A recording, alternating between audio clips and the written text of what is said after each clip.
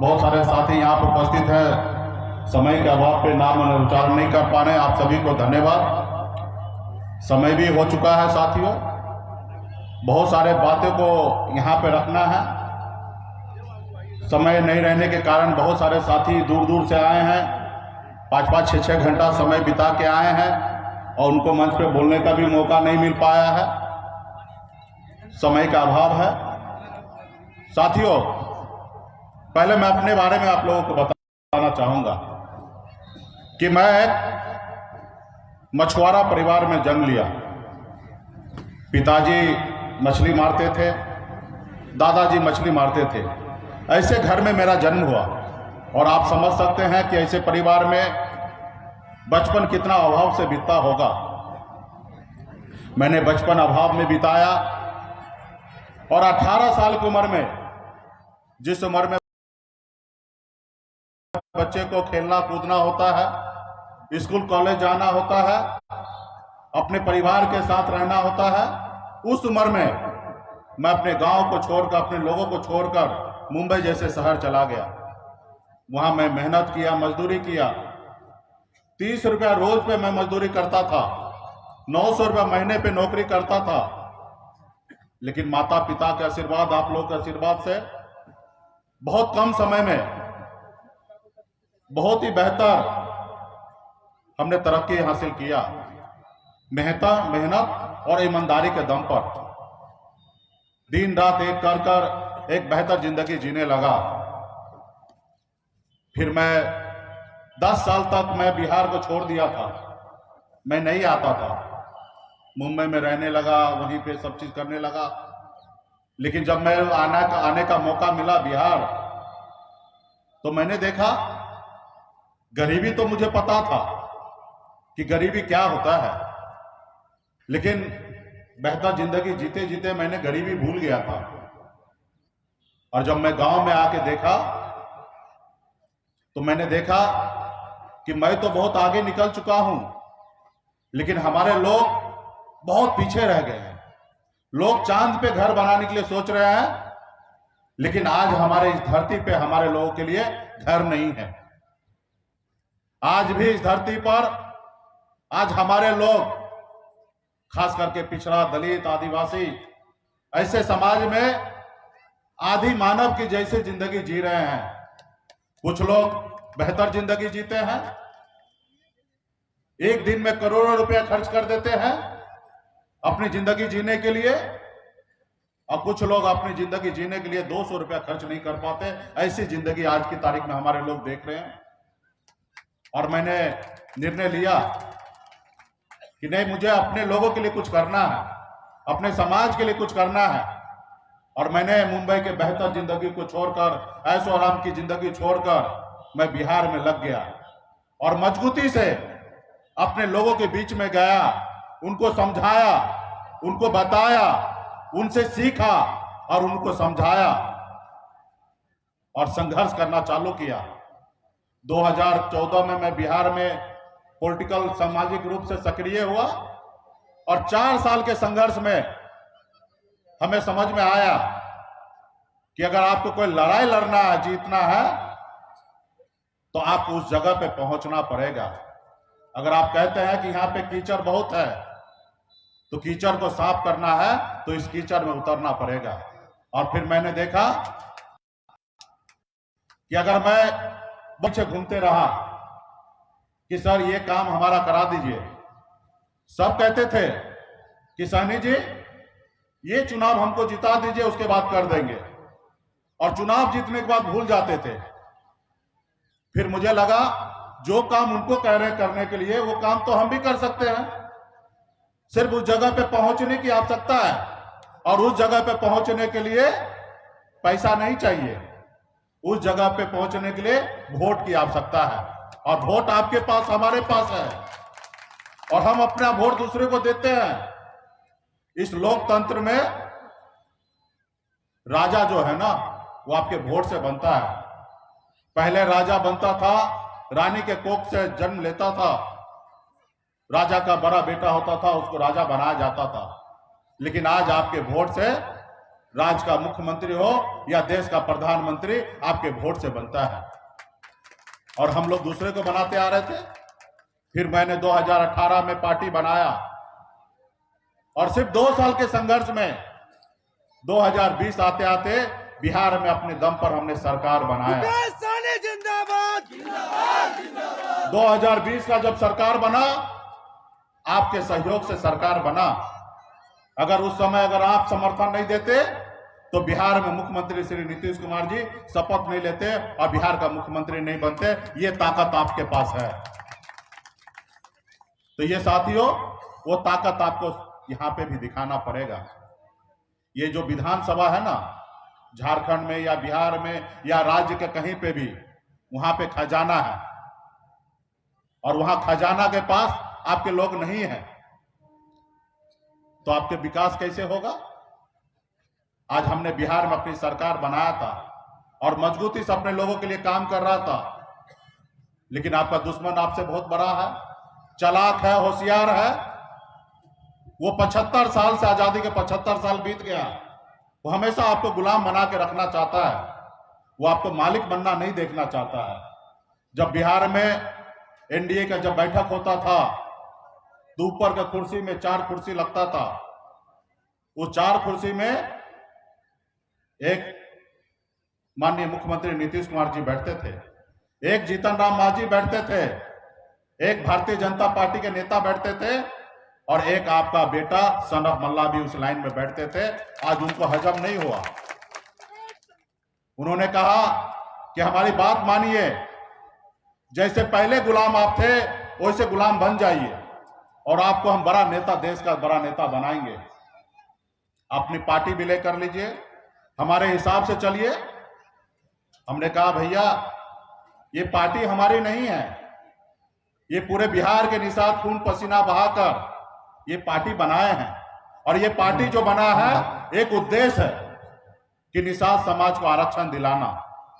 अगर देश हमारा एक है, देश में संविधान एक है, देश का प्रधानमंत्री एक है, तो हमारे साथ भेदभाव क्यों हो रहा है?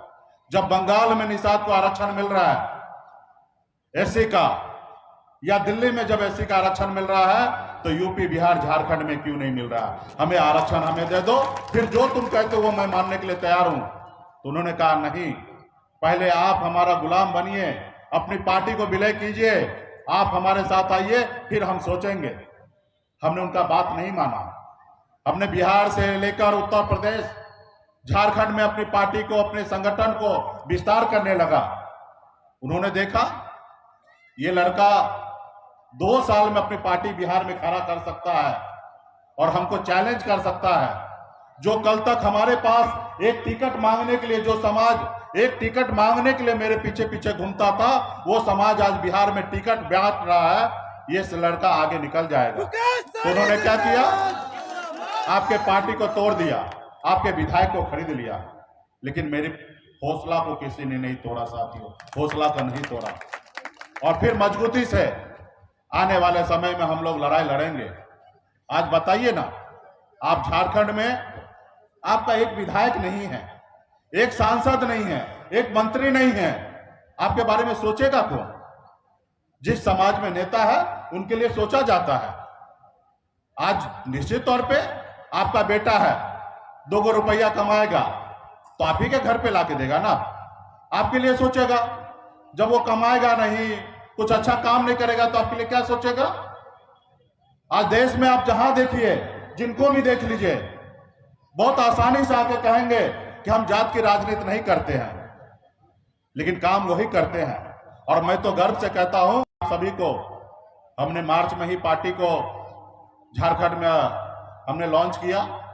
बहुत ही शानदार कार्यक्रम उस समय में भी हुआ। अभी भी आप लोग अच्छे तरीके से कार्यक्रम कर रहे हैं, लेकिन और मजबूती से काम करना पड़ेगा। जिला अध्यक्ष है तो जिला अध्यक्ष अपना कर्तव्य निभाए, प्रदेश के पदाधिकारी हैं तो अपना कर्तव्य निभाए, राष्ट्रीय कमेटी के पदाधिकारी हैं तो अपना कर्तव्य निभाए। और हमारे और हम पीछे रह गए तो आपके आने वाला पीढ़ी आपको माफ नहीं करेगा, क्योंकि संसार में बहुत सारे लोग बहुत बड़ा रेस है, सब लोग आगे भाग रहा है और आप पीछे की ओर जा रहे हैं। आजादी के 75 साल के बाद हमने बिहार में कर दिखाया ना, हमने 4 विधायक बना पाए और आने वाले समय में आपसे वादा करता हूं कि 40 विधायक बनाऊंगा। ये ताकत है जो हमारे बिहार में, वही ताकत आपको बनाना पड़ेगा। तो इसलिए साथियों, मजबूती से संगठन पे काम कीजिए, अपने लोगों को जोड़िए, हर जाति धर्म को जोड़िए, हर विचार को साथ में लीजिए और एक आने वाले समय में इनकलाब करने की आवश्यकता है साथियों।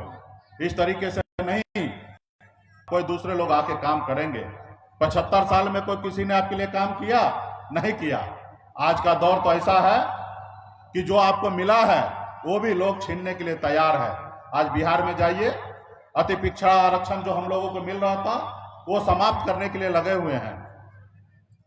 आप सबको पता है कि आपके अपने लोग कौन है, पराये कौन लोग हैं। तो इसलिए साथियों, मजबूती से साथ में काम कीजिए। अभी हमारे साथ में नारा दे रहे थे कि मुकेश सहनी जी आप मत घबराना, हम आपके पीछे हैं। अरे भैया, हमसे तो देश के बड़े से बड़े नेता घबराते हैं। जब तक आप हमारे साथ हैं तो भला हमें किस बात का डर है और मैं क्यों घबराऊं। तो इसलिए साथियों, आप हमें मजबूती से संगठन पे काम करें। और एक बात और, पार्टी के सभी पदाधिकारी आने वाले समय में हम चाहेंगे कि यहां पे जो बड़ा मैदान है मोराबादी, अगले साल हम लोग वहां पे एक कार्यक्रम करें।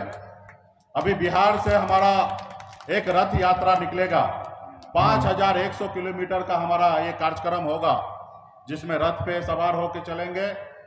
जहां हमारे लोग हैं वहां पे पैदल यात्रा होगा और ये 3 महीना का, लगभग में 3 महीने का कार्यक्रम यूपी, बिहार, झारखंड में होगा। बिहार से रथ निकलेगा, उत्तर प्रदेश होते हुए, झारखंड होते हुए, फिर पुनः बिहार में जाके समापन होगा।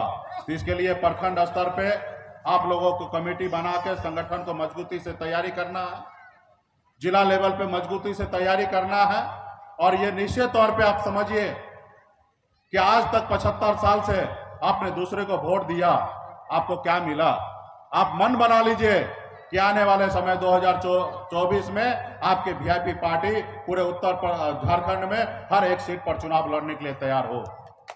बिहार में 40 से 40 लोकसभा सीट पर तैयार हो और उत्तर प्रदेश में हर सीट पर तैयार होने की बात करें।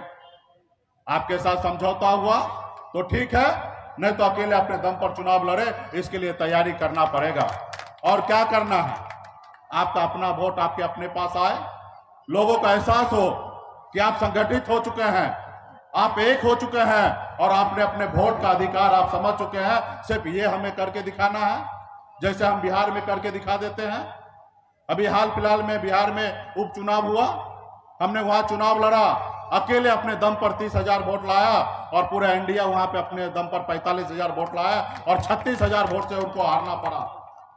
वही 2020 में वो सीट पर हमने 12,000 वोट से हमने जीता था। तो ये हमारी ताकत है। तो इसलिए समय हो चुका, आप लोगों को दूर जाना है। इसके बाद भी कार्यक्रम विधानसभा में है, हमारे सीनियर नेता वहां पे मुलाकात करेंगे, बहुत सारे बात को रखा जाएगा।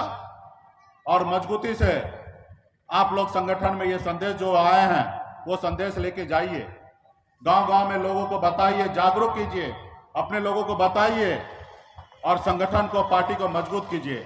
आज कोई भी पार्टी 1 दिन, 2 दिन में, 4 दिन में नहीं बन पाता, उसके लिए वर्षों समय लगता है। आज देश में भारतीय जनता पार्टी की सरकार है तो वो आज का नहीं है।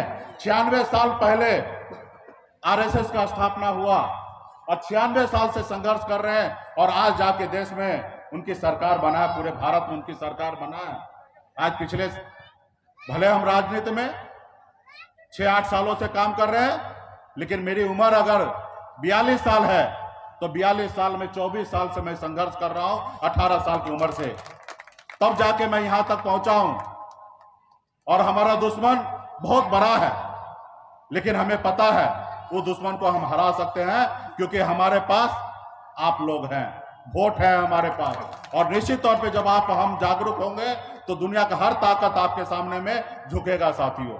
तो इसलिए मजबूती से सभी साथी को संगठन के ऊपर आप लोग ध्यान दें। हर प्रखंड में कम से कम 200 पदाधिकारी आपको हर प्रखंड में बनाना पड़ेगा, तब जाके इनकलाब दे सकते हैं और संगठन को मजबूत कर सकते हैं। तो इसलिए साथियों, अभी आपके पास 3 महीना 4 महीने का समय है। जो संगठन जहां तक बना है वो ठीक है, और भी संगठन विस्तार करने की आवश्यकता है। हमने 5 लोकसभा को हमने चिन्हित किया है, वहां पे बूथ स्तर पे हमें काम करना है। 22-23 विधानसभा ऐसा है जहां पे बूथ स्तर पे हमें काम करना है, और आपको मजबूती से रेडी रहना है कि आने वाले समय में हमें चुनाव लड़ना है। सिर्फ अपना वोट अपने पास पाले में लाना है, ये मंत्र के लेकर लड़िए। यही मंत्र को लेकर हम बिहार में जीते हैं, और आने वाले समय में वो दिन दूर नहीं है। बिहार में निषाद का बेटा आने वाले समय में मुख्यमंत्री बनेगा, ये दिन दूर नहीं है। आप भी वो क्षमता आप में भी है, वो आप भी झारखंड में कर सकते हैं, लेकिन बशर्ते उसके लिए आपको मेहनत करना पड़ेगा। कल सुबह 6 बजे मैं मुंबई से निकला, दिल्ली पहुंचा। दिल्ली से कल मैं आगरा गया, आगरा में कार्यक्रम करके रात को 12 बजे वहां से निकला। 4 बजे सुबह में मैं दिल्ली पहुंचा, फिर सुबह 6 बजे वहां से निकल कर मैं आज रांची आया हूं। आज अभी आपके साथ बैठा हूं। कल मैं फिर यहां से मैं पटना जाऊंगा, फिर कल मेरा कार्यक्रम वैशाली में है, परसों कार्यक्रम मेरा सहरसा में है। दिन अगर 30 दिन है तो 30 दिन का 30 दिन हम दिन रात एक करके संगठन के लिए, पार्टी के लिए हम लोग खून पसीना बहा के मजबूती से काम कर रहे हैं, तब जाके यहां तक पहुंचे हैं। इसलिए आप सभी को, आप लोग जितना यहाँ पे मेहनत कर रहे हैं, आपके पूर्वज 75 साल से उम्मीद करके रखे हैं कि हमारे भी अच्छे दिन आए, तो उस आज जरूरी पड़ा है तो वो सपने को साकार करने के लिए। इसलिए बहुत बहुत धन्यवाद आप सभी साथी को है कि मजबूती से आप लोग तैयारी कीजिए, और आने वाले समय में झारखंड में आपका भी पहचान होगा, और आप जो आने वाले समय में टिकट किसी से मांगने के लिए नहीं जाइएगा। निषाद का बेटा आने वाले समय में झारखंड में टिकट बांटने का काम करेगा, ना ही कि टिकट मांगने का काम करेगा। आपने टिकट मांगा होगा पिछले चुनाव में, क्या आपको मिला? नहीं मिला। एक भी टिकट, चाहे वो एनडीए हो या यूपीए हो, आपको एक टिकट नहीं देता है। तो इसलिए साथियों, आपको अपना दल बन चुका है, और जिसके पास दल है उसके पास बल है, और जिसके पास बल है उसका हर समस्या का हल है। और आज भारत में कोई भी समस्या हो, उसको हल करने के लिए आपके पास पावर चाहिए, और पॉलिटिकल पावर चाहिए। जब तक पॉलिटिकल पावर नहीं होगा तब तक आप कुछ भी नहीं कर सकते साथियों। इसलिए आज मैं आपको इसलिए मदद कर रहा हूं कि लोग मुझसे डरे कि मुकेश सहनी सिर्फ बिहार में ही सिमटा नहीं है, मुकेश सहनी का ताकत झारखंड में भी है, मुकेश सहनी का ताकत उत्तर प्रदेश में ही है। मैं यहाँ पे आके चुनाव नहीं लड़ूंगा, चुनाव तो आप ही लोगों को लड़ना है। यहाँ का नेता, विधायक, मंत्री आप ही को बनना है, सांसद भी आप ही को बनना है। इसलिए आप लोगों को मजबूती से लड़ना है। सिर्फ मैं आपको साथ देने के लिए इसलिए आ रहा हूं, क्योंकि आपका साथ अगर मुझे मिले तो दिल्ली में जो हमारी लड़ाई है उसको अंजाम पूरा करेंगे, और बिहार में आपका भाई, आपका बेटा बिहार में मुख्यमंत्री बने, इसके लिए हम लोग संघर्ष कर रहे हैं। तो इसलिए आप लोग वादा कीजिए कि आने वाले समय में 3 से 4 महीना में हर प्रखंड स्तर पे, बूथ स्तर पे जाके आप लोग काम करेंगे। इसलिए आप लोग वादा कीजिए, और एक एक गांव में घूमिए, और एक एक लोगों को जोड़ने का काम कीजिए। बहुत बहुत धन्यवाद साथियों। तो क्या आप लोग रेडी है ना? तो क्या आप लोग तैयार हैं कि अगले साल मोरहाबादी मैदान में कार्यक्रम करने के लिए? तो इसके लिए कम से कम 50,000 पदाधिकारी बनाना पड़ेगा। और मैं आपसे वादा करता हूं कि 50,000 पदाधिकारी आप बनाएंगे तो निश्चित तौर पे मोरहाबादी में आपका कार्यक्रम होगा, रैली होगा। जब वहां पे कार्यक्रम हो, हर एक पदाधिकारी खुद आ जाए, अपने धर्म पत्नी को साथ ले ले, अपने माता पिता को साथ ले ले। 4 आदमी से आएंगे तो 2 लाख का भीड़ होगा। बहुत बहुत धन्यवाद। बहुत ही अच्छा आप लोग आज आए हैं। अब मुझे पूरा विश्वास है कि अभी मार्च तक संगठन पे हमें काम करना है। हर प्रखंड में, हर पंचायत में जाइए, और जरूरी पड़ा तो हम भी कई जगह जिला में कार्यक्रम रखेंगे, वहां पे जाएंगे, ताकि जब मोराबादी का डेट हम तय करेंगे तब आप लोगों के बीच में खुद मैं निमंत्रण लेके आपके जिला में मैं खुद पहुंचूंगा और आप लोगों से बात करूंगा। बहुत बहुत धन्यवाद सभी साथी को, बहुत बहुत धन्यवाद। जय जवाहर।